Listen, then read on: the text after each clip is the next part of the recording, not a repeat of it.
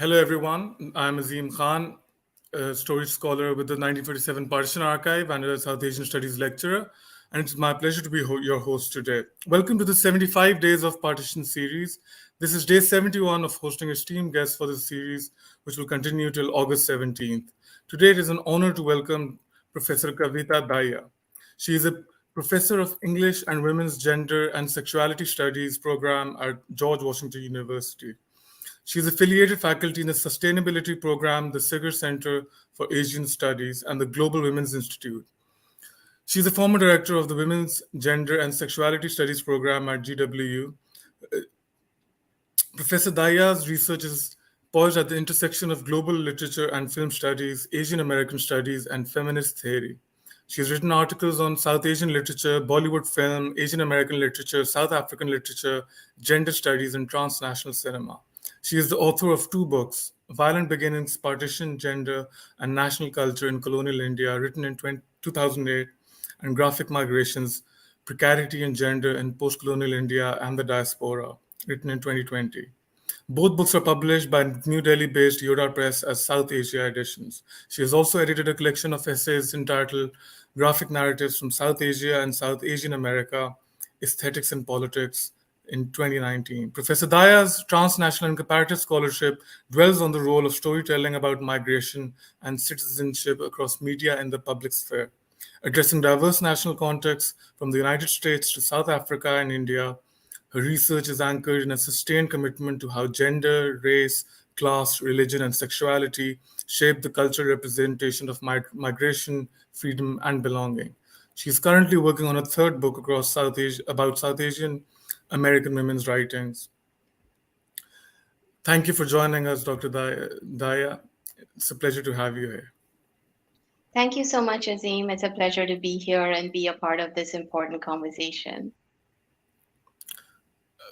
I'll jump straight into the first question. Your first book, Violent Belongings, was about the partition. How did you come to start studying partition and what sparked your interest in it?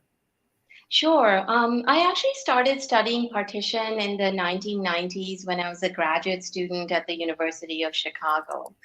And at the time, I was interested in the rise of ethno-nationalism in urban India, why it was happening, why was there a receding of ideas about secularism and cosmopolitanism at the same time that it seemed India was economically opening up to the world because of neoliberal globalization.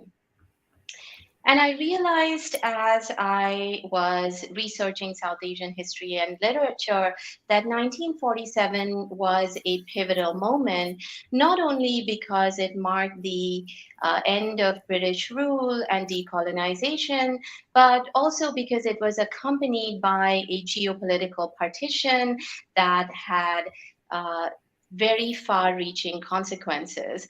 And so I decided to study what actually happened in 1947, but not in terms of elite political history, not in terms of what elite political leaders did, argued, debated, but in terms of how South Asian writers since then in the subcontinent and the diaspora have described the violence and the mass migrations that occurred in 1947. And so, that research as a PhD student ended up becoming part of my first book, Violent Belongings, because what I tried to analyze and study in that book is how this vast body of literature bears witness to the gendered experience of violence and displacement during 47 and the gendered and ethnic consequences for ideas about who belongs in India after 1947. So, that's the origin story of that first book, Violent Belongings.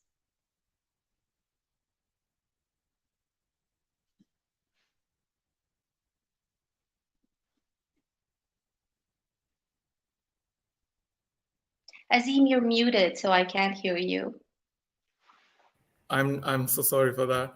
No worries. So you've also collected a number of oral history narratives, as well as stating that such narratives, along with novels and short stories, enable us to historicize, understand, and challenge the ethnicized and gendered political identities that mark current nationalistic discourse. Will you please elaborate more on this? Sure.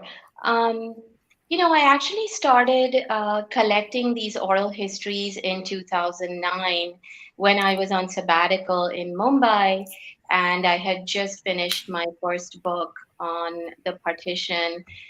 And although I was trained as a literary scholar, and that book had primarily focused on literature and film representations of the violence of partition, when I would talk about my book and the research, I started hearing from so many people I met in Mumbai, men and women around me, about their link to partition's history. So people would come and tell me, oh, my parents migrated during the partition, my grandparents migrated during the partition, or I was 7 when I migrated in 1947. Stories about neighbors, aunts, friends, business partners who had migrated during around 1947.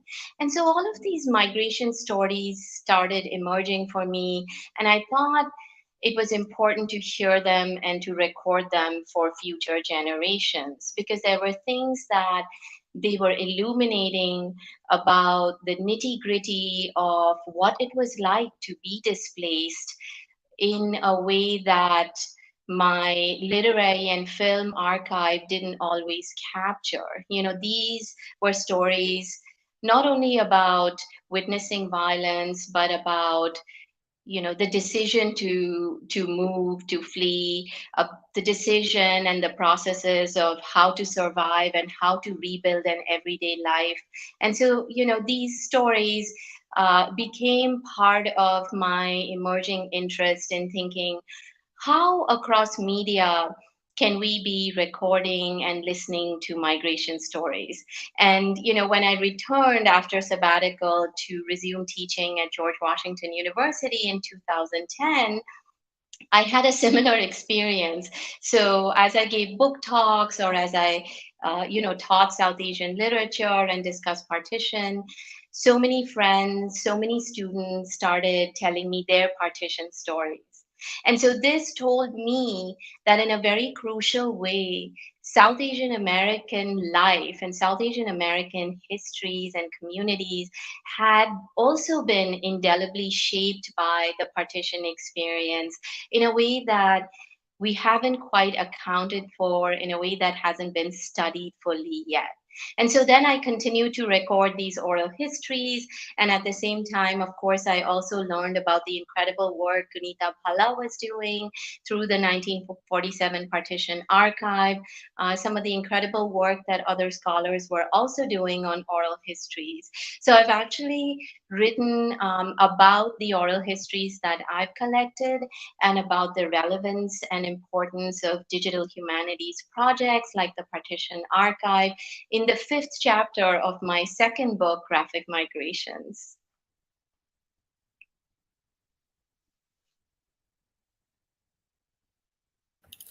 And would you please also explain the gendered violence that you talk about in your books and what form it takes?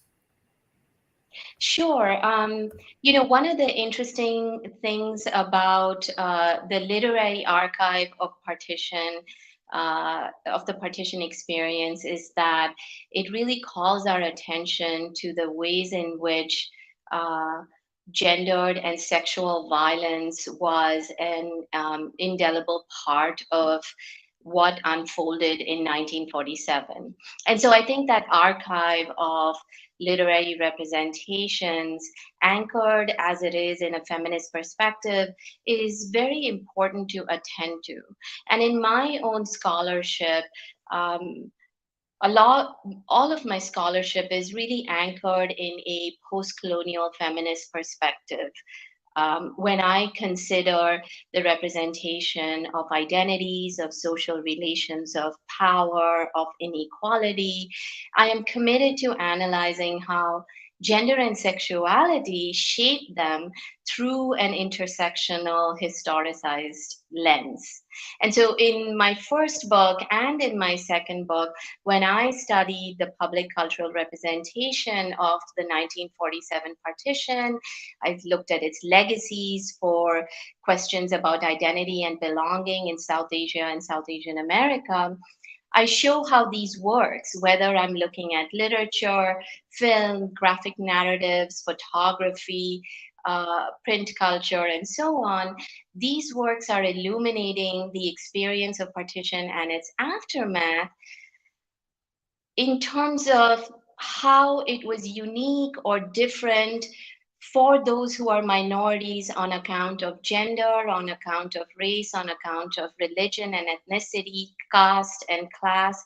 So, you know, I think what I've tried to emphasize is bringing an intersectional lens to understanding the history and the experiences of this moment and its aftermath is really crucial for us to have a fuller, more complex, more nuanced understanding of not only what happened, but what has been created after partition. And you also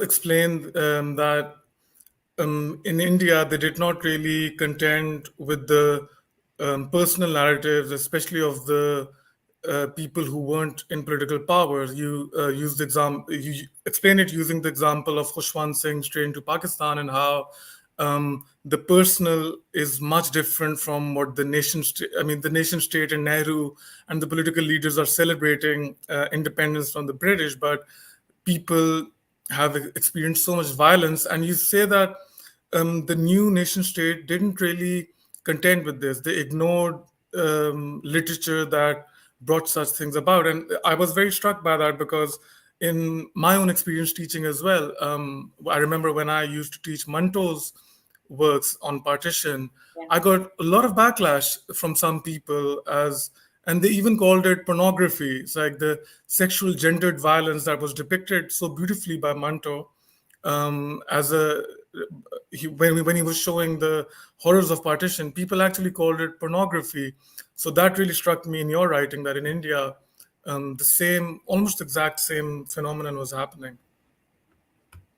Yes, and thank you for flagging that, because what the a lot of feminist scholarship on this particular moment has shown is that the erasure of these gendered experiences and the erasure of sexual violence was a deeply patriarchal response to the experience of violence that unfolded, right? So the pressures of celebrating national freedom and the desire of the state to celebrate the formation of the nation state, the achievement of Indian independence, often came at the cost of erasing from view the experiences of violence and displacement that accompanied that moment, that were a part of the experiences of millions of refugees.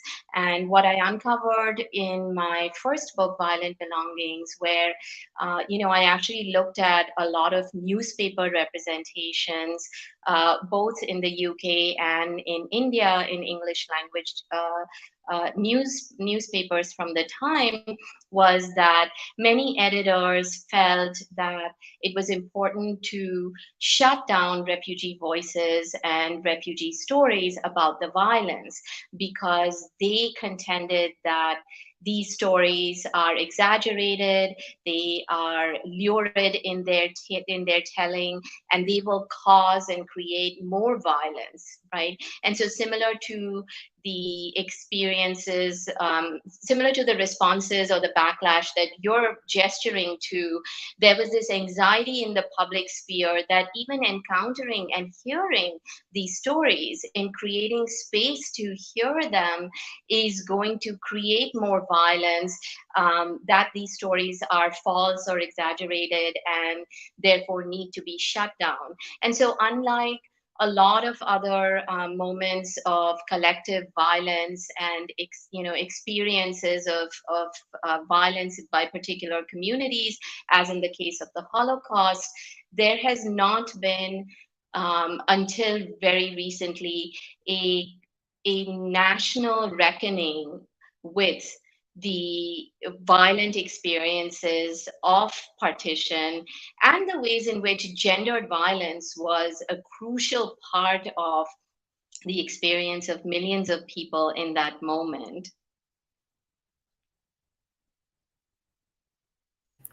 And you also analyze Bapsi Sidhwa's Cracking India, and I found something very compelling in there, where you analyze it and show that um, the gendered nature of violence and the gendered nature of religious difference. Will you please explain that? The how religious difference was represented differently for men and women? Sure. I think one of the most important interventions of Bapsi Sidhwa's Cracking India is precisely the way in which her novel illuminates not only the gendering of ethnic and religious identities, but also the ways in which gendered oppression uh, was both prior to partition and was a constant across the different communities impacted by the partition. And so I think one of the most powerful insights of Cracking India, as I discussed in the book, so thank you for bringing that up, is that at the same time that men and women experience partition violence differently, and men and women became targets of ethnic violence or religious violence in very particular, different, and embodied ways in during partition. It's also important to acknowledge that the question of gendered oppression and gendered violence, um, as being a part of South Asian women's lives, was prior to partition, right? So at this in the novel, she talks about how, for example, the protagonist Aya experiences sexual violence when she's abducted, and then subsequently gang rape. But she also talks about how the protagonist's own mother is subject to domestic violence at the hands of her Parsi husband, right? And so it's a very unflinching look at the multiple layers of violence that, and in particular, gendered and sexual violence that are marking South Asian women's lives in and around 1947. And I also very you eliminate how the difference between how religion came to be perceived as not a faith but an identity, and you give the example of when a Muslim mob comes to the Parsi house and they ask them to give them the gardener who's Hindu, and they say, well, he's converted. So they check whether he's actually a Muslim through his genitals, right? Yeah. And then you also show them that um, the way women are told whether they're Hindu or Muslim is different. It's through their dress. So the sari came to be represented as a Hindu dress, and what I found particularly poignant in that was that following the Islamization that Ziaul Haq put Pakistan through, the sari became a symbol of non-Islamic dress, right? So Right. it just before Zia in the 60s and 70s, you will see if you look at photos, if you look at even my family photos, I will see a lot of women wearing saris. Like saris were the formal dress, but after 1980, it's almost disappeared from Pakistani fashion. Right. Right. And it's really interesting that you mentioned that, because I recently analyzed this wonderful graphic narrative by Sonia Fatah and Archana Srinivasan, and it's called Karachi Delhi Katha. And it's in the collection called This Side, That Side, Restoring Partition. It's a graphic narrative anthology edited by Vishwajyoti Ghosh and also put out by, published by Yoda Press. And in that graphic narrative, it's really interesting because they do call attention to this changing positionality of Hindu minorities in Karachi. And so, as the narrative goes back and forth between Delhi and Karachi, it uncovers different modes of minoritization through this focus on how women's bodies, women's embodiment, women's dress, um, both marks minority identity and then gets deployed or altered in different ways in order to survive minoritization, right? So in the narrative, she talks about, or she creates space for the representation of her domestic workers in her parents' house who are Hindu and who talk about the different ways that they are feeling under siege, under threat, that they're anxious about their, daughter being potentially abducted, the way in which, now they're afraid to go to the temple. They worry when they wear a bindi. And so, it's interesting because these, you talked about Bapsi Sidhwa's novel, and in the same ways that women have to perform religious or ethnic identity, um, we have to ask the question about when one is allowed to perform minority religious or ethnic belonging sartorially or otherwise, right? Yes, definitely. And I think another of the interesting sartorial changes from Ziaul Haq's Islamization was coming to the male side. The salwar kurta was more seen as a national symbol, whereas before it was in Pakistan, the shalwar kameez became somewhat of a lower class status. It symbolized that you belong to a lower class, social class, and the suit and tie. So even when you look at colonial identity and independent identity, you also see these the politics of dress. That's I find it very fascinating. Yes. Um, yeah. And coming to your second book, what does the title "Graphic Migration" mean? So the second book begins with the 1947 partition migrations, and it tries to explore two issues that, for me, dominate public sphere discourses around the world today. One is migration, and the second is the role of religion in public life. And so, what I try to do in that book is focus on analyzing the representation of migration stories in and after 1947 through public culture. And so I analyze graphic narratives, I look at photography, literature, film, oral history, print culture, and digital media from South Asia and its North American diaspora. And so I'm using the term graphic in the title in two senses. In its meaning, where it's referring to vivid and forceful detail, as well as in its sense of being related to the visual arts, to the pictorial arts, because a lot of the works that I analyze are part of the field of visual arts. In terms of the aspiration of the book is very much animated by the insights of the field of critical refugee studies from the Asian American context, where what I've tried to study is what remains and what is created after partition. So I turn to these migration stories as um, performances that are trying to remember and honor the forgotten experiences of South Asia's millions of migrants and refugees since 1947. I want to write the gendered refugees' experience and memory into the story of modern South Asia and South Asian America.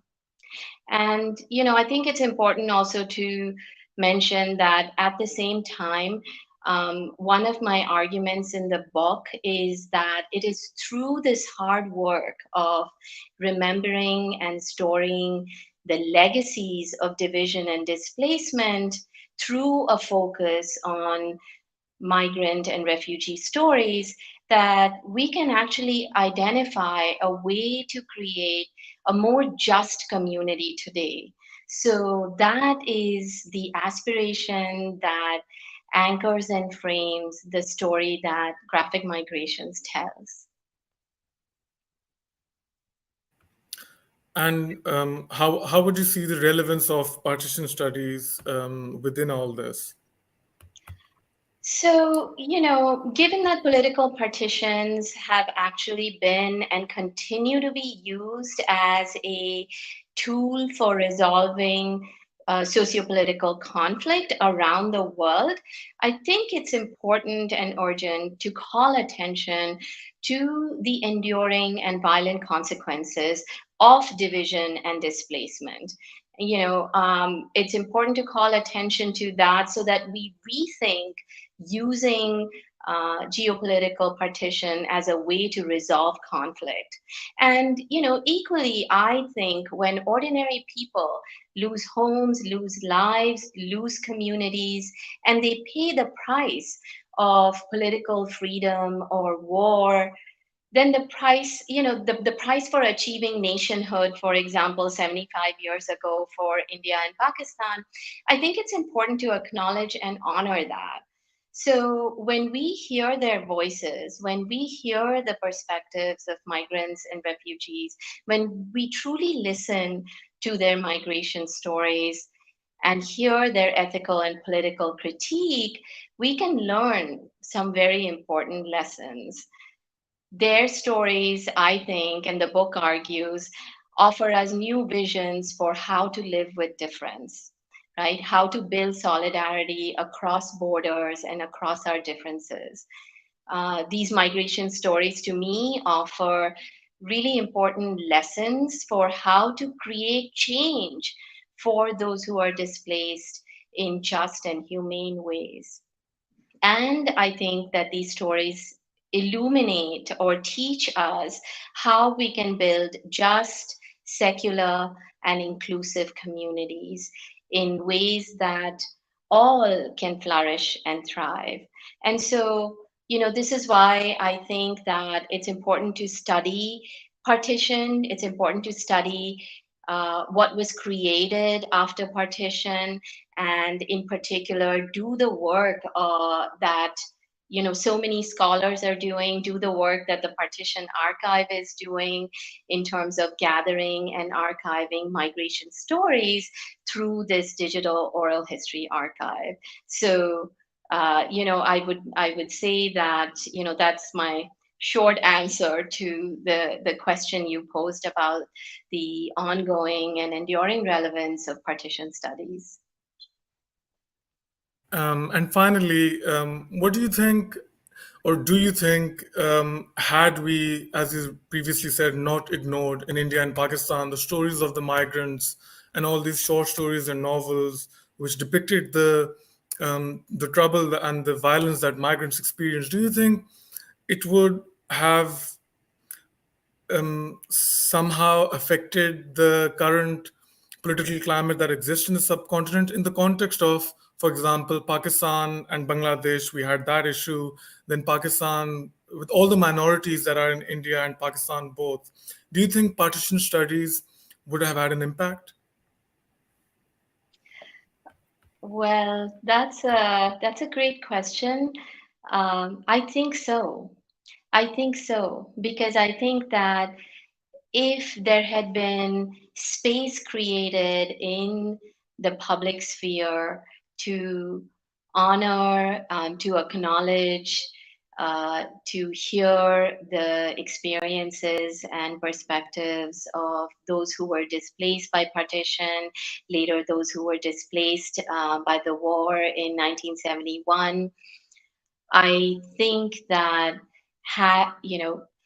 being able to have public, honest, and difficult conversations that don't erase from view these historical experiences would have been politically generative, would have been important influences for the ongoing conversations around identity and citizenship, conversations about who belongs in which country.